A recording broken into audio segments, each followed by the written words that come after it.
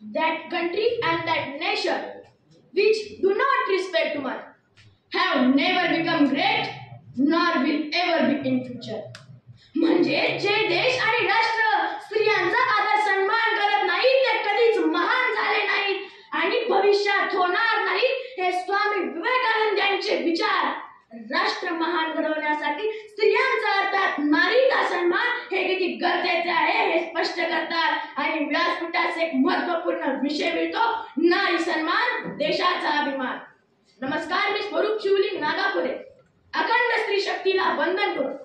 नारी सन्मान देशाचा अभिमान या विषयाचे महत्त्व विशद करण्यासाठी आपणासमोर उभा आहे.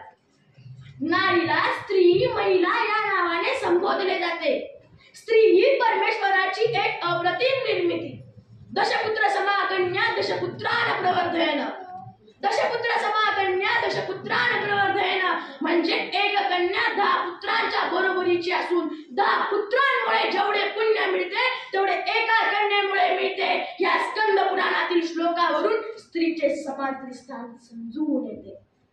प्राचीन काळातील वेद निर्मितीपासून प्रत्यक्ष रणांगण, राजकारण, समाजकारण, शिक्षण, साहित्य, क्रीडा आणि अवकाशात घेतलेली भरारी अशा विविध क्षेत्रात आपल्या कर्तृत्वाने राष्ट्र निर्माणात योगदान देणाऱ्या असंख्य स्त्रिया आमच्या देशाच्या प्रेरणा स्रोत असून देशाचा अभिमान आहे.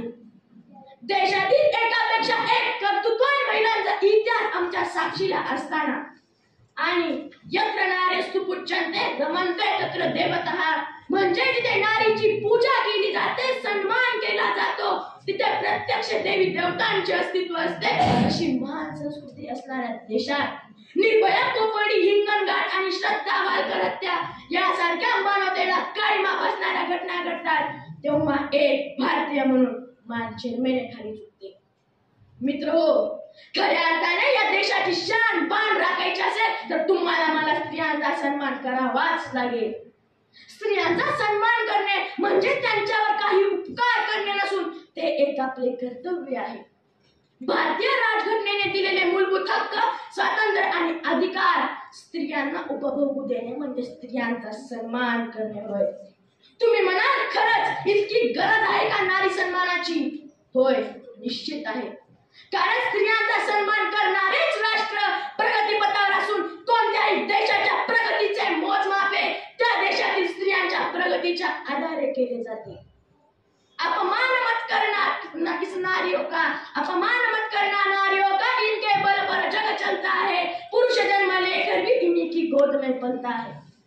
नारीचा सन्मान हा कोणत्याही एका स्त्रीचा सन्मान नसून तुमच्या माझ्या जन्माचं मूळ आणि अखिल मानव जातीच्या उज्ज्वल भविष्याचं खूळ असणाऱ्या मातृत्व आणि कर्तृत्वाचा सन्मान आहे. नारीचा सन्मान हा संस्कृती आणि परंपरेच्या कथा सांगून मुळीच होणार नाही, तर गरज आहे त्यांच्या व्यथा समजून घेण्याची. स्त्रियांचा सन्मान करण्यासाठी स्त्रियांवरील अत्याचार, हुंडाबळी, गर्भहीन चाचणी, भ्रूण हत्या यांच्यावर अतिकठोर कायद्याने बंदी घालून शैक्षणिक, सामाजिक, राजकीय आणि आर्थिक दृष्ट्या स्त्रियांचे सक्षमीकरण आम्हाला करावे लागेल. मुलींना द्या शिक्षणाचा अधिकार, करतील तुमचे अनेक पिढ्यांचा आणि राष्ट्राचा उद्धार. नारीचा सन्मान करण्यासाठी नारी ही वस्तू नाही भोगाची तर देवता आहे त्यागाची हा विचार आजच्या पिढीच्या मनात आम्हाला पेरावा लागेल. नारी का सन्मान जहां संस्कृती का उत्थान वहां.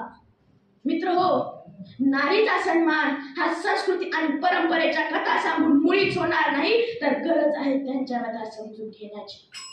नारी का गौरव राष्ट्र के सपने पूरे करने में बहुत बड़ी पूंजी बनने वाला है. हे पंतप्रधान नरेंद्र मोदींनी आजादी का अमृत महोत्सवी कार्यक्रमात मांडलेले विचार नारी सन्मानाचे महत्त्व अधोरेखित करतात.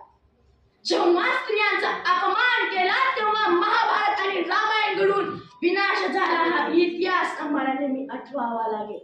A respect for women is important pillar for nation's growth.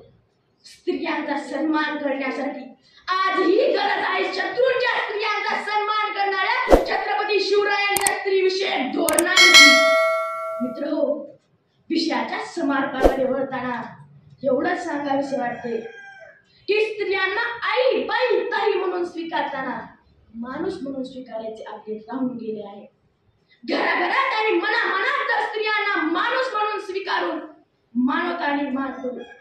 करुणी नारीचा सन्मान, वाढूया देशाचा अभिमान. हा देश अभिमान वाढवण्यासाठी आपण प्रयत्न करा. या माफक अपेक्षेसह पुनश्च एकदा नारी शक्तीला वंदन करून मी माझ्या विचारांना विराम देतो. धन्यवाद. जय हिंद, जय महाराष्ट्र.